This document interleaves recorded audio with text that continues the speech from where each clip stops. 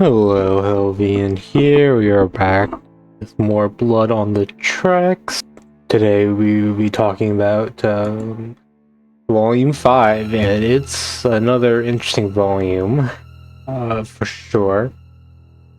So, right off after Seiko leaves, uh, following up with Fukushi and Seichi. And because she's asking the important questions here. Uh, a voice reason, of course. Let's see. Um, yeah, and now we have Sage. I'm wondering if she's always been like this, which is a good question. She's always been protective, but like not like this. But you can kind of see it, in retrospect. The signs were there. But yeah, it's definitely something that can make you feel like this. Anyway, yeah, you don't need a mom, but I mean, yeah, it's kind of tough. And this, hmm, I can fucking say something like this. I'm not sure what. I'm almost there. But I do think it kind of harkens back to what I said last volume about it's just the parallels between Fukushi and Seichi. And, and inviting him over to her house, very, you know, in any other context, this would be, like a harem romance rom-com love triangle plotline, but it's a Shuzo Oshimi manga. It's not like that. Let's see. And her saying that always just, like, implanted it in his mind, like the possibility of you know running away, not even have to have her in your life. If she's toxic, you can just push her out. That's a thing you can do. Right. And he's in the room. It's a very nice room, like the cat post. I'm not sure what this is. It's not like a calendar. I don't know. Nice room. Yeah, you can tell that your abusive dad and family don't really come in here since it's clean. Yeah. Let's see. Are these the love letters she's done to Seichi?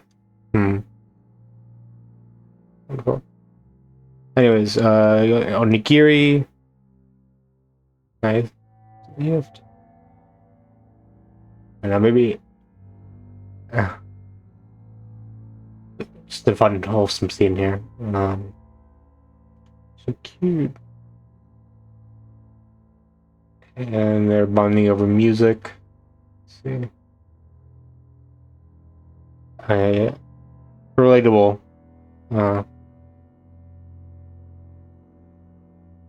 It's more of a gamer.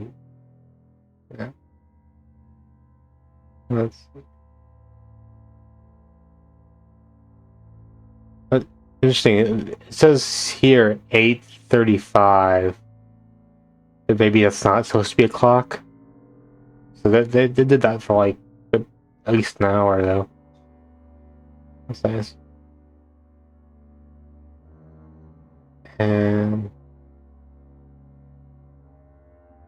just looking at lots of attention is focused on the eyes, of course, in these scenes. And Fushi looking cute as always. And this is where things get, as always in Oshimi manga, things get sexual. But it's not. It's always more like a psychosexual type of exploring, and more of a more interesting ways. And man, our hero is good in this killer spread.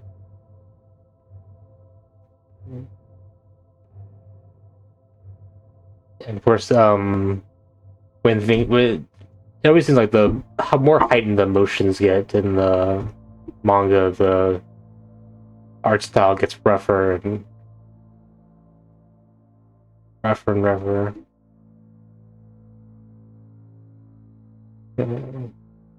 Didn't care about me. Oh, they're so adorable. Or ditch me. So, yeah, she definitely has like a lot of similar feelings to, let's say, she not wanting or longing for attention, you'd say, and like feeling abandoned by her family. Well, actually, she has sort of an opposite. She doesn't have her parents are her caretakers are the opposite of what Seiko is to Seiji, where they're not overbearing, they're underbearing, except when actually that mixed with what we've seen. I think that does like, but what interactions they do have are can get violent. Let's see. I think this is where there's definitely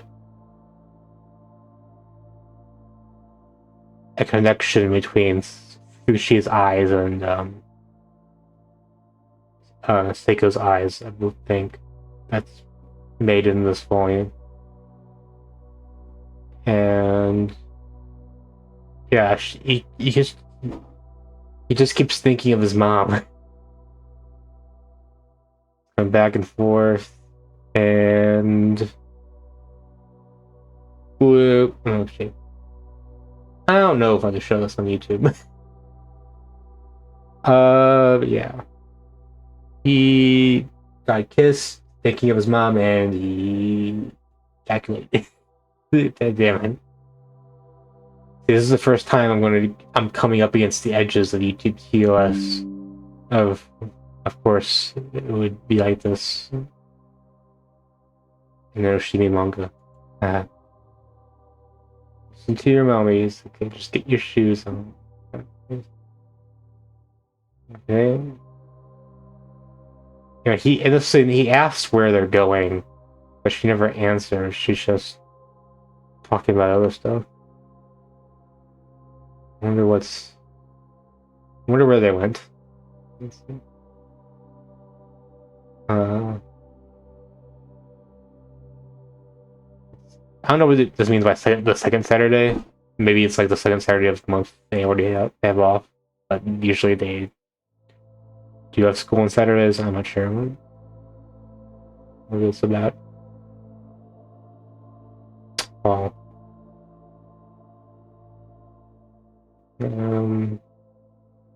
keep a lookout for the bathroom. Yeah. This was his first time. That makes it everything. See, a lot of the stuff in this manga, if you look at out of context, quite questionable. It is questionable even with context, but I think it's a lot.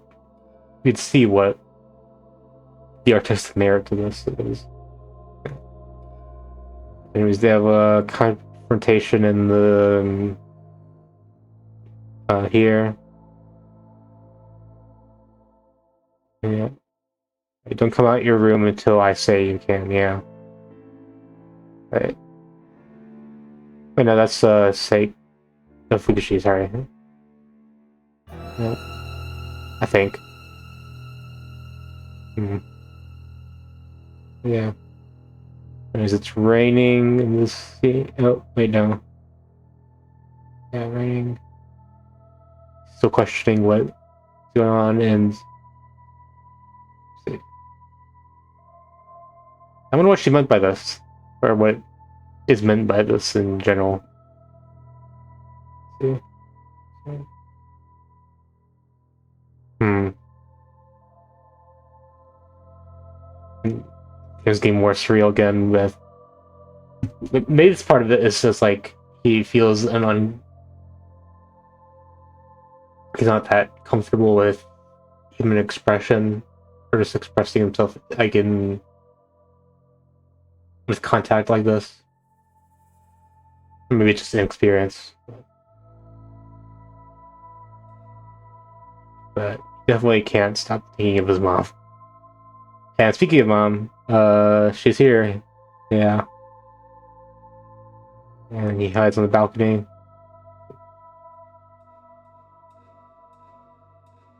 She comes here. Yeah. Yeah. She tries to tell her off. Yeah. Yeah, she's definitely.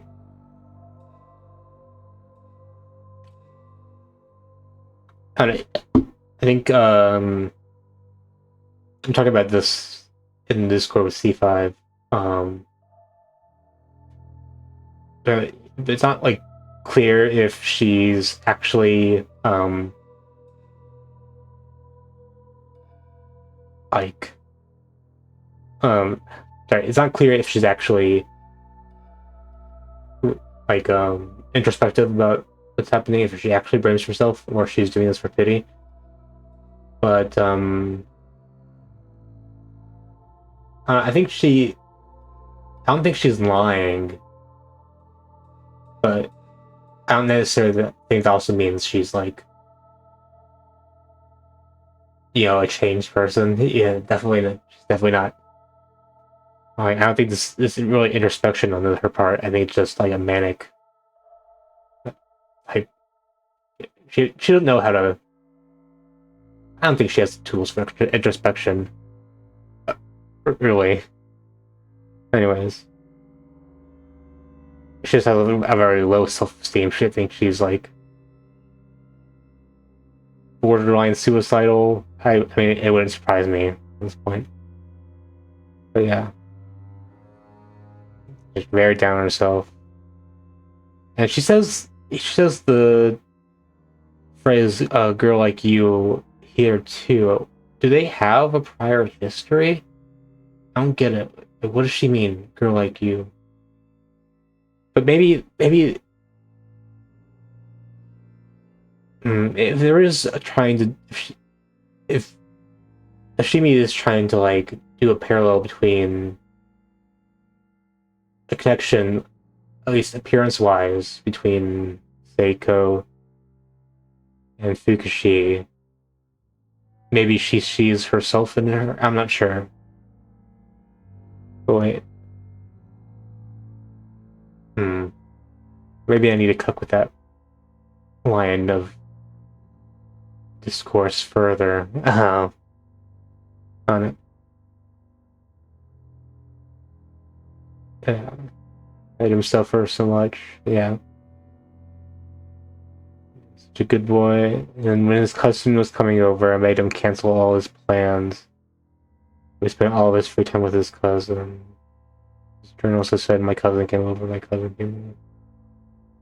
I don't know what this thing is with her cousin. Like, did he not like his cousin's company, or like why did they keep having them over? I don't get it. I'm missing something. I don't know. Yeah. Yeah, she couldn't.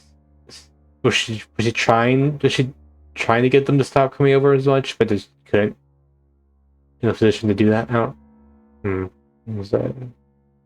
No one ever wanted me, no one ever loved me. She definitely has a backstory that it's gonna take a while to explain. The love I never got. Yeah, I think I could buy that as like an explanation of why she's overbearing, which I think is probably why most people overbearing parents would be like that. But you know, doesn't necessarily redeem her though. But as an explanation, sure. Let's see. In the end, he's always on their side, and dad never actually there. I'm not sure what she meant. So I think she's told. I'm not sure about her father. Hmm. Yeah. Yeah. Yeah. She's definitely suicidal. uh, and digging in the ground so much she's bleeding. Yeah. One of the more intense traveling scenes I've ever seen. Really.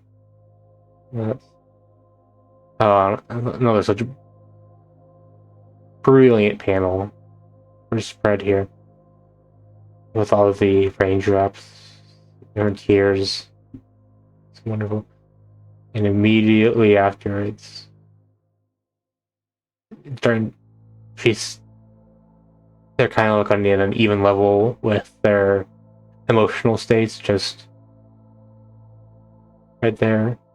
Um, it is wonderful. Yeah. She's, yeah, she's looking. I wonder how long it's been, like just like the day or all night. Uh, yeah, the night. Let's see.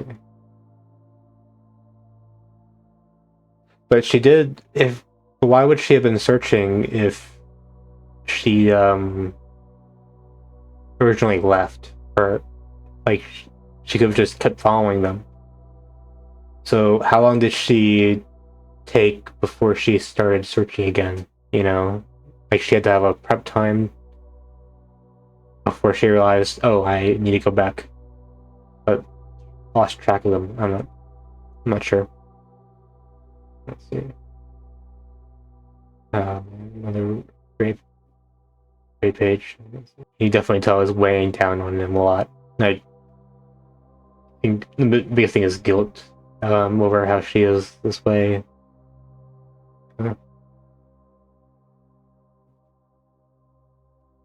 And maybe he's starting to, I don't know, starting to feel like what she says about him manipulating him might start being true. Like, oh no, don't trust her mom. Just trust me. Just trust me.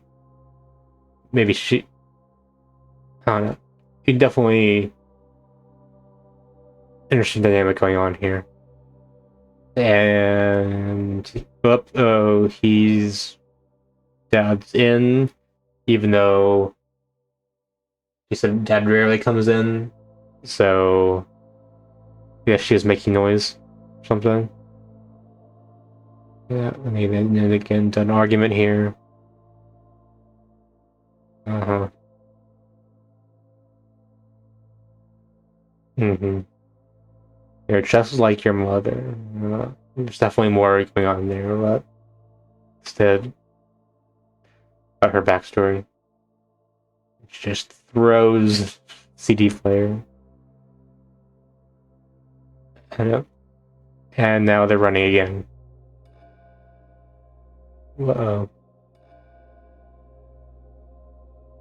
And this time they've really have nowhere to go. But like to cuddle up against each other. Oh. So yeah, I can totally tell she's feeling sorry for everything they've gone through. And they just want to go. They just want to escape the situation, right? And also with sex. Yeah. Let's see. The closer she tries to get to him, the more he just tries. He just think of his mom. Maybe it's because of how coddling she was to him. Have a lot more physical interaction than maybe a normal mother-son relationship would have. So this just maybe this is why she. For some reason, page 190 is missing from my thing. Totally legal download. But hopefully it wasn't much.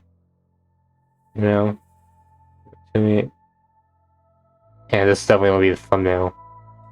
It's so great. But yeah, definitely there's a connection between her eyes and what he sees Seiko and her eyes, and then he just stares. I'm not sure what her seem like or mean. Any explanations on this, I'd appreciate. And now he's making the pog face again, sort of. Not really. What he gets when he's really stressed out. Yeah. Panic thing. What's wrong? And crying tears.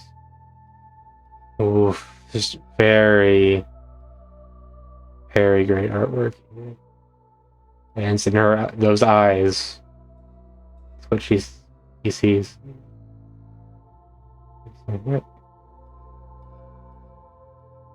And he just tells her to go home. He's going back. He's just a man. He's going back to mom, I guess. I don't know. It's definitely. I hope this doesn't start a part of the manga where he just kind of goes back and forth, between his mom and Fukushi or any other girl, or but I don't know. Maybe I'm just being too quick to see if it's like something that's reasonable and fair. Yeah, rambling too much.